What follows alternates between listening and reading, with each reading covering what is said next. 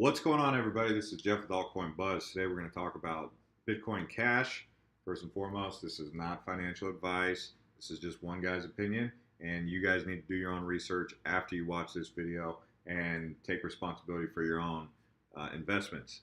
But with all that being said, Bitcoin Cash is currently pulling back after a massive spike where it got to a point where Bitcoin Cash reached upwards of $2,000. If we just take a look at the 7-day here, you can see just how high Bitcoin Cash really got.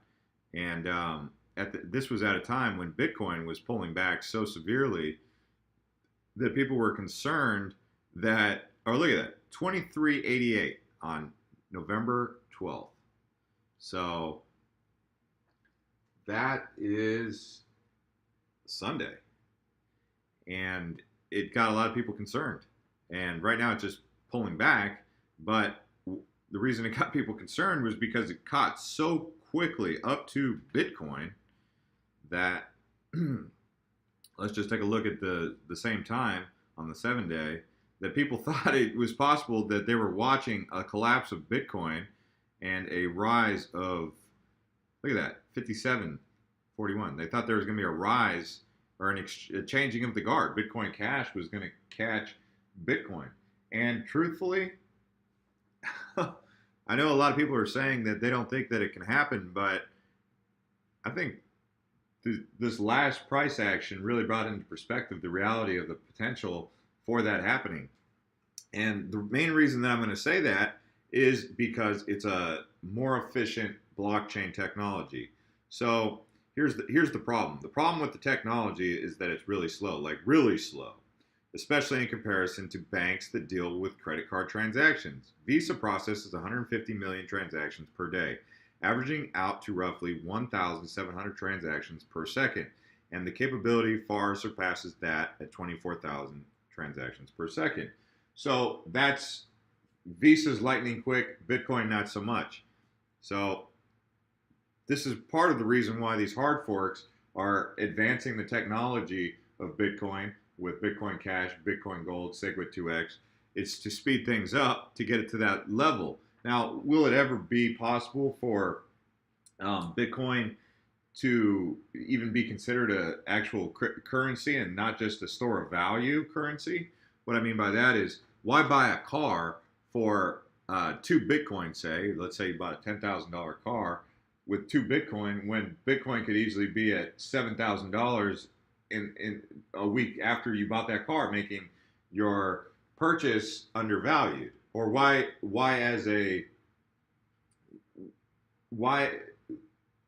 would you be a auto dealership or a car dealership and sell a car for 2 Bitcoin only to see Bitcoin's price go from $5,000 per coin to $4,000 per coin and take a $2,000 loss? So there's too much volatility at the moment for Bitcoin to be considered anything other than just a store of value.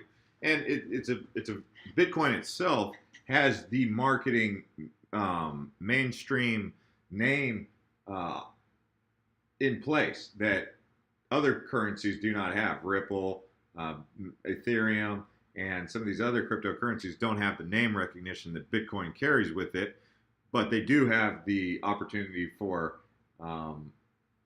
larger transactions, like a Ripple that has billions of coins compared to the millions of coins in Bitcoin. So how many transactions can the Bitcoin network process per second? 7 transactions take about 10 minutes to process, and as the network of Bitcoin users grow, waiting times will get longer because there are more transactions to process without a change in the underlying technology that will process them. The latest debates around Bitcoin's technology have been concerned with the central problem of scaling and increasing the speed of the transaction verification process. This is why you have Bitcoin 2x, well, SegWit2x, and Bitcoin Cash and Bitcoin Gold coming out as a hard fork, because they're saying, why prolong the inevitable? We have to update this transaction speed. It's just got to happen in order for this to be taken serious. Other people are saying, no, just keep it as it is. Let's make it a store of value. We'll let coins like Litecoin and Vertcoin that have the Lightning Network take over some of those day-to-day transactions. So there are two major solutions to this problem: either to make the amount of data that needs to be verified in each block smaller, making transactions faster and cheaper, or to make the blocks of data bigger so that more information can be processed at one time. So what we're looking at is like a log jam, because just like it's taking a longer time to mine one Bitcoin than it ever has before, it's also taking longer to process each transaction as the circulating supply increases. In mid-July 2017, mining pools and companies representing roughly 80 to 90% of Bitcoin computing power voted to incorporate a technology known as segregated witness called SegWit2x. SegWit2x makes the amount of data that needs to be verified in each block smaller by removing signature data from the block of data that needs to be processed in each transaction and having it attached to an extended block. So they're saying that this signature data is what's slowing it down. Signature data has been estimated to account for up to 65% of the data processed in each block, so this is not an insignificant technological shift. Talk of doubling the block size from 1 megabyte to 2 megabyte in November has ramped up and is expected. If this would also go some ways in improving Bitcoin scalability, in mid-October, Bitcoin scientists from Bitcoin Unlimited revealed they had mined the world's first 1 gigabyte block, 1,000 times bigger than the normal size. So Bitcoin Cash is a different story. Bitcoin Cash has started by Bitcoin miners and developers equally concerned with the future of the cryptocurrency and its scalability to scale effectively. These individuals had their reservations about the adoption of the segregated witness technology, though they felt as though SegWit2x did not address the fundamental problem of scalability in a meaningful way, nor did it follow the roadmap initially outlined by Satoshi Nakamoto, the anonymous party that first proposed blockchain technology behind cryptocurrency. Furthermore, the process of introducing SegWit2x as the road forward was anything but transparent, and there was concerns that its introduction undermined the decentralization and democratization of the currency. This is part of why the Bitcoin community decided to cancel SegWit2x, the currency that was scheduled to hit on November 16th that was basically creating the massive spike in Bitcoin price, which watched Bitcoin get up to about almost $8,000 per coin. So this particular cryptocurrency is brand new, Bitcoin Cash. I mean, compared to Bitcoin, which came out in 2009, this is August 1st, 2017. So this is interesting. If we take a look at what could be causing this Bitcoin Cash spike, if it's real, if it's to be taken serious, I think this is where you really find the answers that you need to know. Who is BitThumb? Well, they're out of Korea. So you mean to tell me that almost half of this volume, this spike here, is coming out of Korea alone? Bitfinex, by the way, for those of you who have never used Bitfinex, they've recently shut down accounts to the United States too. Many Bitfinex accounts were shut down to the United States in particular. Like if you try to log into your Bitfinex account, you'll see that they're saying, please pull your money out, withdraw your money. You have a grace period. Actually, you were supposed to have completed that by November 11th, I believe.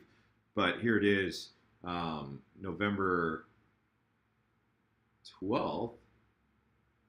Yeah, I don't know the exact date. You'd have to check with Bitfinex. But basically, you got to pull your money out of Bitfinex if you're an American. And look at that. So this isn't American. This is foreign also. And not that Americans are the only ones who invest in Bitcoin by no stretch of the imagination. But when you see something like Korea predominantly taking up a large portion, almost half of the market cap for this, and the 24-hour volume, you can see why the spike has happened. So this is a 24-hour volume, not a full market cap. But how much of this over the span of over the total market cap is coming out of Korea.